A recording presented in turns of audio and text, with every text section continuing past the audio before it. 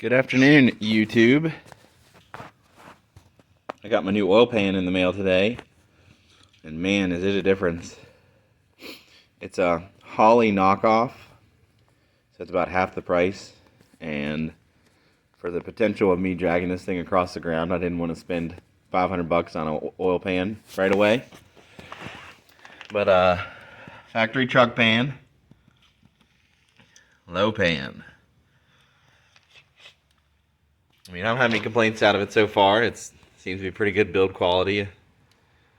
Everything like that. It's all the aluminum's the same thickness as the factory one. So I got my little buddy here helping me today. Just picked him up from daycare. It's actually pretty nice outside.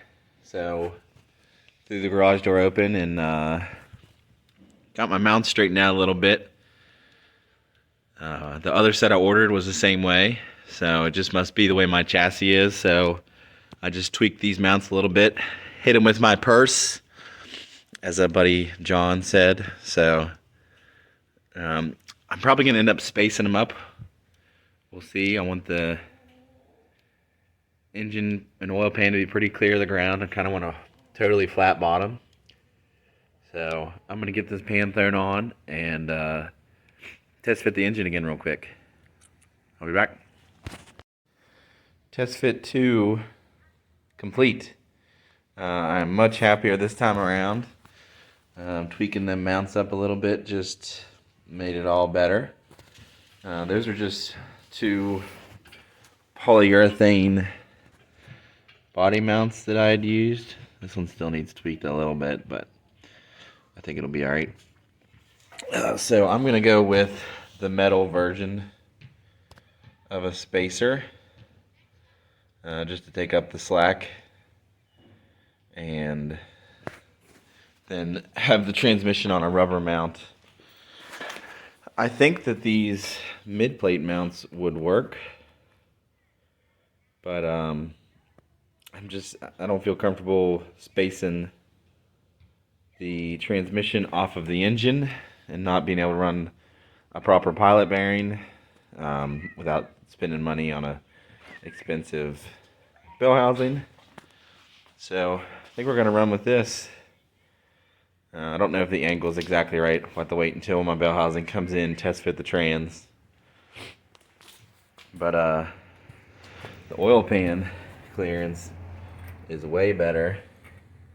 It's pretty much tucked all the way. These polyurethane body mounts drooped a little bit, and they're a little shorter than an inch. So I think with a solid inch metal piece, it's going to be tucked all the way, which is exactly what I wanted.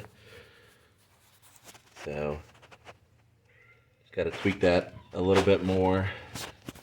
And then I'm also going to trim in here a little bit. Not on the block, obviously, but just take away a little bit here, maybe like angle it, and then fill it back in.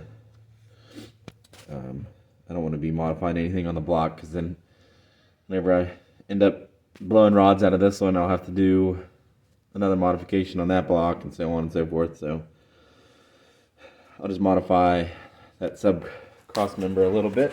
Should be fine.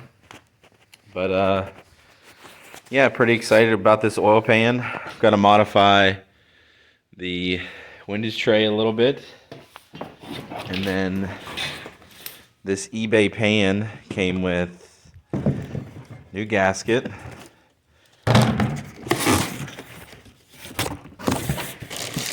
the proper pickup,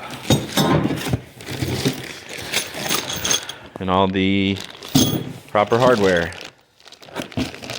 So it'll be a while before this goes on permanently.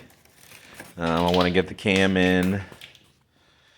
I'm going to do a sloppy mechanics cam and get the trans cross member mocked up and all that stuff. So, but yeah, happy with the little tweak. The other set of mounts that I ordered was the same, so I guess it's just the chassis. But other than that, it's looking pretty good.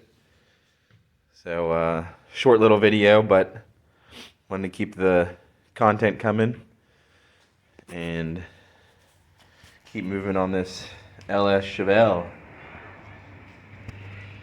I am a little worried about the fan fitting under the hood. I'm going to do some little bit of test fitting with that later on down the road.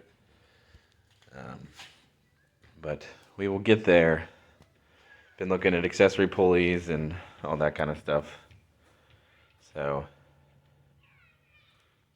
thanks for stopping by for the quick little video. And if you have any questions or have any input, let me know. eBay oil pan.